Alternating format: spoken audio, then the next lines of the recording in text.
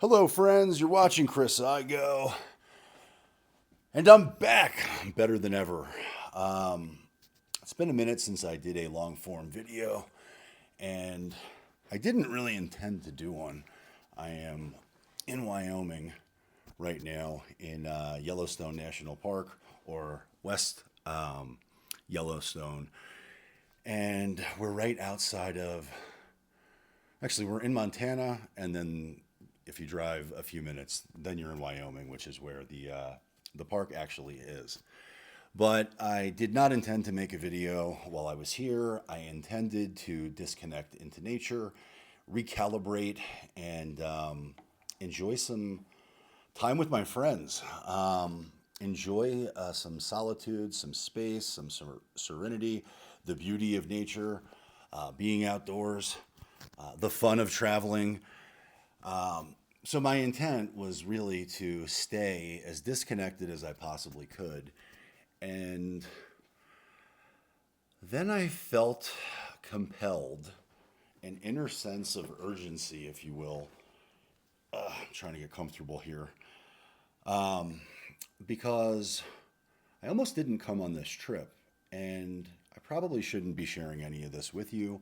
But truthfully, I was losing faith in many different things. And I may have said this before on this channel. I don't know. I know I've said it before in the past to others, but I am usually the last one to know that there is something off or wrong with me, right? I am very easy to be able to determine somebody else's problems, but I'm not so good at self diagnosing my own issues, particularly around certain subjects. And so I wanted to lean into that a little bit here, but I can get, I can become incredibly harsh on myself for even making this particular video. So I'm at Yellowstone National Park, and I'm shooting from the place that we're staying, and it's a great place and all. But given that I'm at a natural setting, or I'm in a natural setting,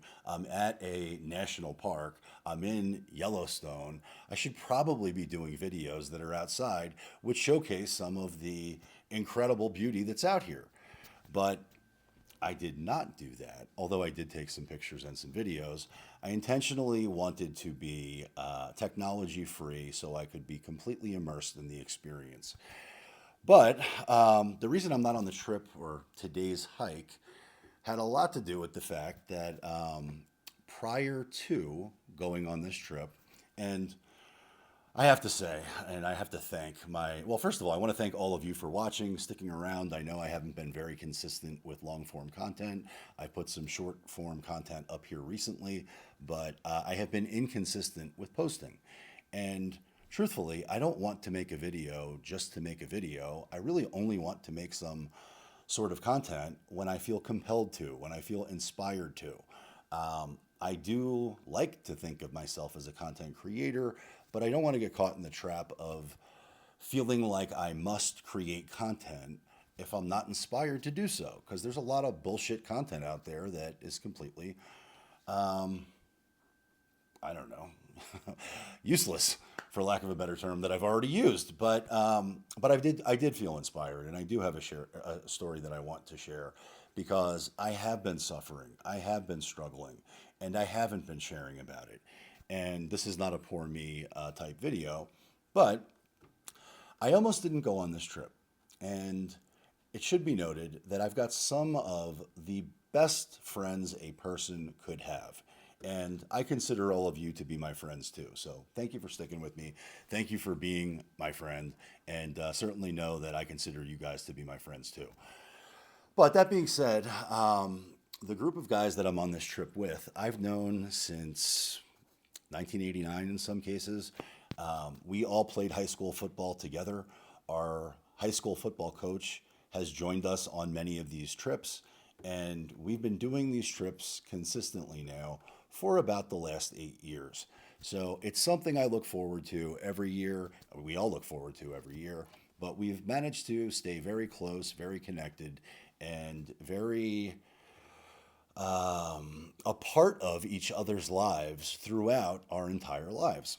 And that is a blessing. It's a miracle. I know that that's a unique thing, but there's a large group of guys that have stayed connected for a long time, and I'm with a lot of them right now. So these are guys I've known forever. We know all the dirt on each other. We know exactly what's happening in each other's lives. And we really look forward to these trips because we get to connect. We get to talk about our lives in a real way, in an intimate way, the details of what's really happening in our lives, in our relationships with our children, with our businesses. And I'm blessed. Here we go. A little smart water, a little dehydration or dehydration cure. My allergies are off while I'm up here, which is weird. But I'm used to the humidity of Florida, and there's no humidity here, and I've been having all kinds of problems with the lack of humidity. But I shall survive. Anyhow, but I really look forward to these trips. All of my friends have been blessed to be very successful in their lives, in their marriages, in their careers, and some of them are in the same industry. So, although we played high school football together and have that in common, or had that in common and have incredible memories around all of that, it's also nice to be able to mastermind with other folks who are in all types of different businesses, different industries, have different skill sets, different challenges. Um, it ends up becoming, we obviously didn't intend for it to be a mastermind, but I guess we could call it a friendship mastermind. But we've known each other forever, and I look forward to this trip, which that was a very long way of me to get to that final point. But thank you for sticking with me. I will eventually tie up all the loose ends that I may have created with the start of this video. But again, I'm out of practice. I haven't been making videos on this channel for a while. Interesting. This table that I'm filming from or on is actually a chessboard. So there's all kinds of bears. I think this is a skunk. I don't know if this is a puma, a wildcat, a tiger, and I think this is a raccoon, or at least it identifies that way.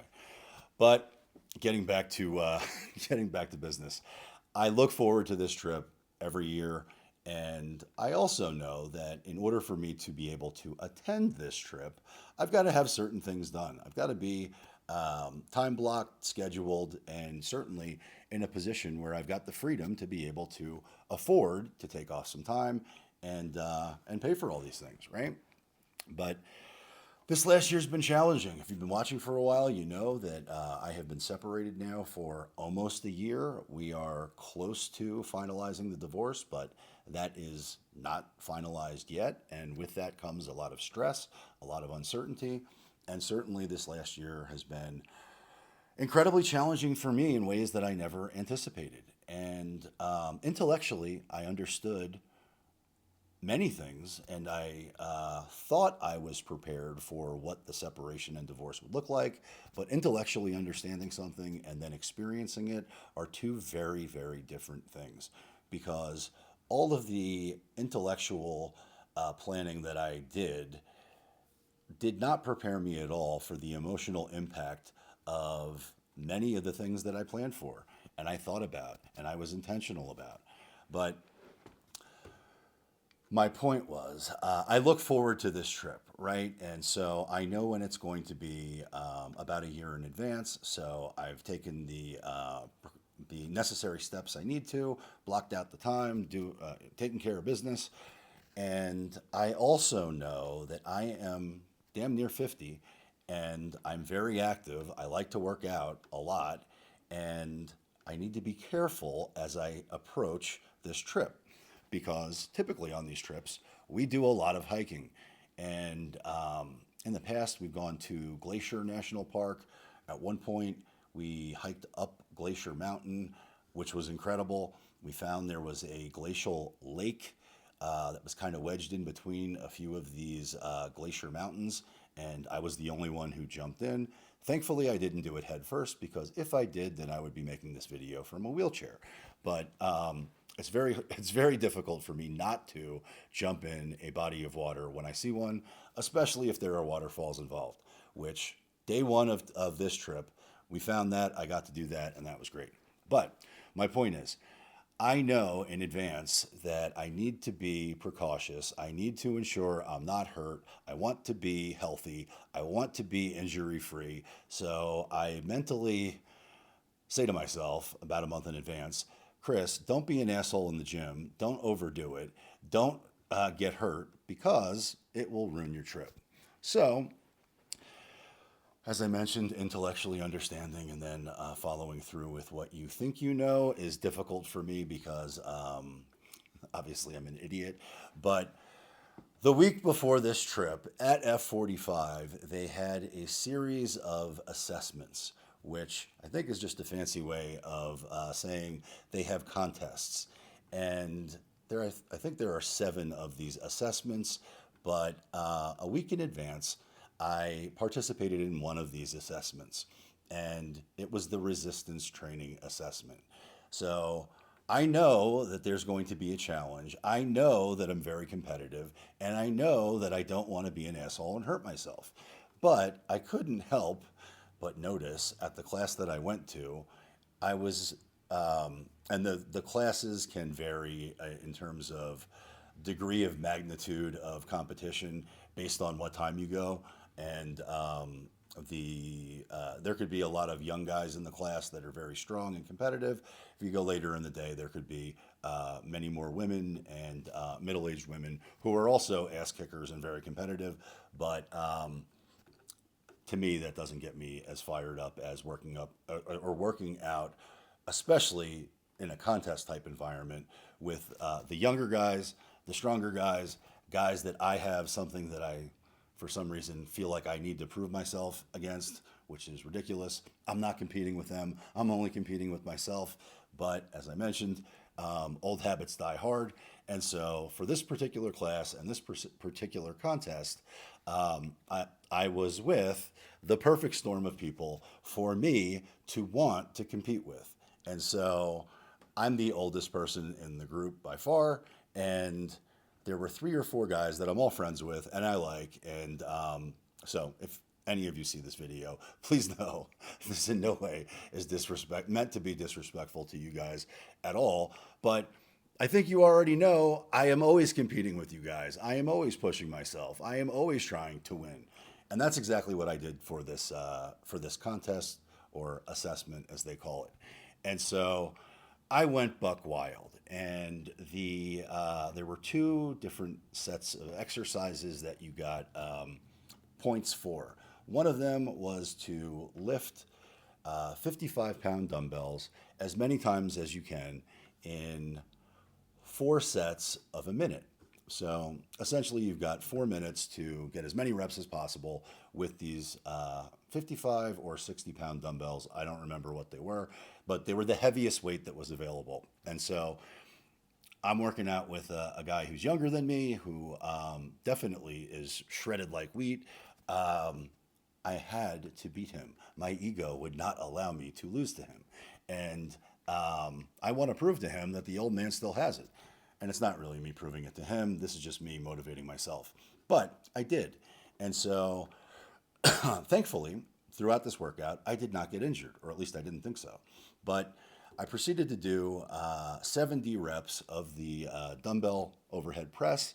And then I did 60 of the heaviest Roman deadlifts in same terms within 4 minutes. So that was my score. I entered it into the F45 app, and I came to learn that I was number 25 in the country as far as score on that particular test for folks who took that test that are members of F45, which put me in the top 1% of those folks, which is very cool. It's a wonderful vanity metric. It means absolutely nothing. I sell houses. I don't lift them. But I'd be lying if I told you that it wasn't cool and I didn't get some measure of satisfaction from that. Kind of gave me a little bit of confidence and made me remember that I'm in pretty good damn shape and I'm pretty healthy and I'm probably way too hard on myself than I need to be. But I am my own worst critic. And that's going to be part of what I wanted to talk about, which is losing faith, right? Because, and this will all tie together, because I realized in many ways I have lost a lot of faith in myself without even knowing it. But this was good for my ego. I came in, did the assessment, and did not get hurt during that assessment. However, 2 days later, when I woke up in the morning and rolled out of bed, my back was completely mangled. And I hadn't done anything that I can think of outside of that particular assessment, which could have been the contributing factor, but it could have been anything. I don't know. I suspect that's what it was, but my back was mangled. And I knew I was going on this massive hiking trip. So it's not uncommon for us to hike 10, 15, 20 miles a day. And I knew that was going to be a real problem with my back and the condition that it was in. So I started to question whether going on this trip for that reason was even smart.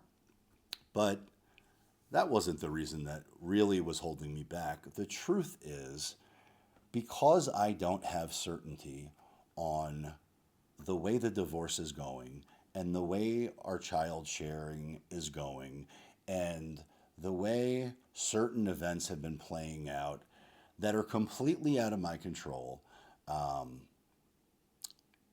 I didn't know whether I thought it was prudent and responsible for me to come on this trip. And I debated with myself greatly as to whether I would go or not. And I was leaning far more towards not going than going. And I let my friends know that. None of them were real happy about it. They all tried to talk me out of it, but they also know me well enough to know not to push too hard. But they made it clear they all wanted me to be here, period, end of story. But I don't want to be a dud. I certainly don't want to be a neg. And if I'm not in the right mind space, I don't want to participate in anything, really. So I did some reflection and I audited myself. And in doing so, I kind of talked with my daughters about potentially not going. And my eldest daughter, who continues to impress me with her wisdom, who continues to impress me with her maturity, and continues to impress me with how much she loves me, said something that was the catalyst for me to get my head out of my ass and decide to go, which was, she says, Dad, you look forward to this trip every year. You almost never get to see your friends, and you need to see your friends. You don't spend enough time with them. So please, Dad, go on this trip. We'll be fine. We'll be okay. We can FaceTime, but I love you and I really want you to go on the trip. And with that, here I am. She was the catalyst that got me out of that negative mind space and on this trip, which I'm glad I went on. But that being said, I don't fly well, and so the 3 flights that I took, which took me out here, I'm a big guy. I'm 6'2", I'm 220, and I'm like a sardine stuffed into the aisle or into the seats that are wedged between the aisles. And it doesn't matter if I'm in first class or business class or coach, I'm going to suffer no matter what. I can't sit for long periods of time without my body completely tightening up. And that's exactly what happened. So, whatever mild back injury I had prior to getting here was a million times worse when I got here. But nonetheless, on day one of hiking, I got to experience a lot of cool stuff. We got to see some moose. We got to see Old Faithful. We got to hike up, I don't know what the name of the mountain was, but we found this really cool waterfall. I jumped in the water and we had some incredible connection, incredible conversations, and just took in the scenic beauty of Yellowstone National Park. And every time I go into one of these settings, anytime I get out into nature, specifically places that are not Florida, because in Florida, I kind of take everything for granted. Everything, and that's a terrible thing to say, but there's not a whole lot of variety of natural environments that you can see. You've got the beach, you got the swamp, and that's about it, right? So when I get to go to where there are mountains or change of scenery or temperature or anything unique, new, novel, it is always awe inspiring to me. And when I was looking at one of the, this is after I jumped into the water, which was a cold plunge, and I felt much better after I was done. But when I was drying off, I kind of just took it all in, got really quiet, and somewhat meditative, somewhat prayerful, I would say, reflective. And I thank God for everything that He's done for me. And I made the comment to my friend, it is really hard to argue that there is no God when you see the beauty that exists out in nature and you see and experience and feel the majesty of it. It's just impossible for me to believe that there's no such thing as God when you get to experience nature the way that I got to. So I'm grateful and blessed, and I had a great time, right? But that was day one. Day two, when I woke up in the morning, my back was so effed up. I knew for certain there was no chance that I would be participating in the hike that day. And today is day three. I'm leaving tomorrow. Drop my friend off at the airport, so I stayed behind. My back is still not right, but I do plan to drive around and I guess do a what I used to make fun of old folks for. I'm going to drive around the national park so I can take it in while driving, which I'm sure will be a great experience too. If I was healthy, obviously, I'd prefer to be doing something a little bit more active. But it's all good and everything happens for a reason. But getting back to losing faith, I realized, and I know this is pretty much totally stream of consciousness and totally out of sequence, so I hope I'm making sense, and I hope somebody takes some value out of this. But on the flight, while I was squished in between two very large individuals that made it very difficult for me to be in the middle seat and jammed into the person who has their seat all the way reclined and didn't get the hint when I kept kneeing them. When I was in that spot, I was reflecting on some of the things that were holding me back from coming on this trip and have probably been holding me back in many other ways too. And I realized that you might have even noticed me doing it on this video. My internal dialogue to myself at times can be so incredibly toxic and harmful to my spiritual growth, and not even growth, to my spirituality, but to my mind, to my life, that it is something to be mindful of. It is something for me to hold myself accountable for. It's something that I need to fix because although it is factually true that there was a time where I took that type of negative self talk as I labeled it as being motivational for me. What I learned is that it does not serve me. So, for me to be my own worst critic and for me to be extremely harsh in the language that I use mentally towards myself is doing nothing to help me grow in any way. It's only stifling my growth. In fact, it's probably keeping me stunted in my growth. And if I don't change that or I'm not aware of it, and to be clear, there are times where it can be motivational and there are times where it can be toxic. But there's no way that I'm ever going to have the life that I want to have, create the life that I want to have, if I'm talking to myself with such a harsh tone and being horrifically toxic with my self talk. So, everything happens for a reason, right? So maybe that's why I was wedged in between all those folks on the flight. It gave me an opportunity to reflect. So, negative self talk, something I got to watch out for. Comparison. You know, I've said it here before.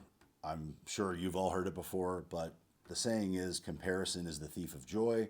And I typically would say that I don't do that. I would typically tell you that I know that, right? I'm not looking to compete necessarily with it. Let's say that differently. I know I'm running my own race, and the only person that I should be comparing myself to is myself yesterday, right? So if I'm going to play the comparison game I should play is, am I a little bit better today than I was yesterday? And most of the time, that's what I do. However, I've drifted into a season where I'm comparing myself and comparing my life and comparing where I think I am versus where I should be across the board to so many different people, places, and things that I didn't realize I developed a bad habit. I didn't realize that I'm creating an obstacle within my own mind that I need to eliminate because it doesn't serve me. And anything that doesn't serve me, anything that doesn't help me become a better version of myself needs to be eliminated, period. So that's part of why I'm sharing this here because I wanted to ensure I don't forget it. And also, if anybody benefits from it, well, that's great too. But I said I wouldn't do content on this vacation, and this is not content. This is a public service announcement. I don't know what the hell this is, but cheers to you. Now, similar to that comparison game that I sometimes do, I also realized I am. I've already said that I'm too hard on myself. I've already talked about the negative self talk. I've talked about being my own worst critic and potentially my own worst enemy. I've talked about comparison, but similar to or an offset to that is looking to, instead of looking out the windshield of my life, I'm looking too much into the rearview mirror and I'm analyzing past failures and or what I perceive to be past failures. And I didn't always do that. In fact, there was a period of time I would tell you that I never did that. But in this season that I'm in right now, I realize I've been doing it more, much more frequently. And I'm way too hard on myself on each of these perceived failures because they're not failures.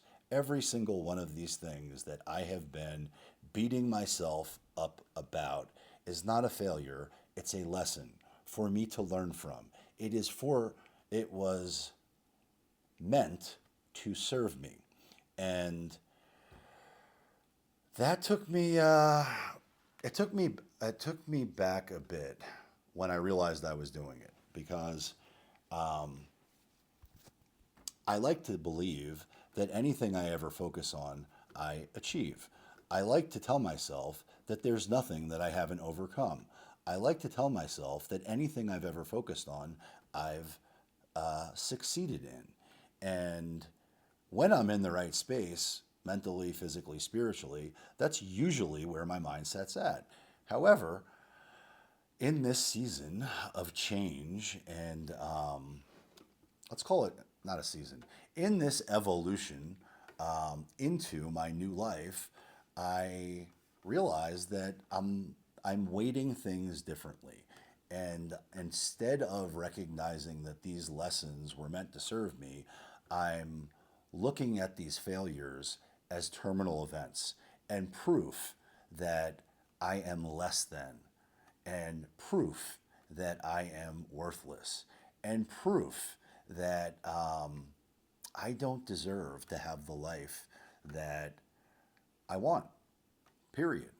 And it's a really bad spot to be in. And to be clear, it's not like I do this all the time or obsess over it, but when I had some time to reflect on this trip and on the plane and whatever, these are the things that came to mind. So I figured I'd share them with you because I don't want anybody to make these mistakes. These are all mindset shifts that are fixable, right? So I can make a decision not to do that anymore and take the next different action. I can choose how I want to feel or respond or think or govern myself by on everything, period. So figured I would share that, but it's been a hard season this past year. It's also been an incubator. I feel like this last year has been a gift in many ways, and I don't know that I would have felt that way had I not gone on this trip. I know had I not gone on this trip, I would have regretted it immensely, immediately, and thankfully none of those things happened. Which I am blessed that my little angel, my daughters are both angels, but you know, God works through people, and I think God spoke to me through my daughter with by being the catalyst to get me to go on this trip. But I'm here, and I intend to max out the rest of the day and have a good time. I leave tomorrow, but being around my group of friends that I've had for life is so recharging, so rewarding, so fulfilling, so provides me so much joy. I mean, I think I'm a funny person and I think I'm pretty entertaining, but when you get the group of us together and we start ripping on each other, it is just hilarious. And I don't know that I've laughed this hard in a long time. And laughter is necessary. And so I'm really happy to reconnect with these guys and look forward to getting home and getting back at it and winning the day, winning the week, winning the year, but being mindful to be a little bit easier on myself, be a little bit more graceful on myself, be a little bit more loving and forgiving to myself, and never lose faith in myself because, and that's a trap, right? I don't want to be too over, let me be very clear with that. I do have faith in myself, but I have faith that God has a plan for me. And if I don't take the actions that I should take, I will never achieve that plan that God does have for me.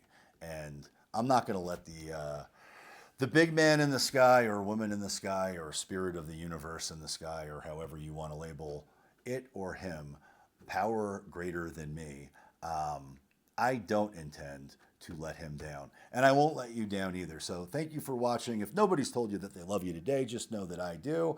And I look forward to seeing you on my next video.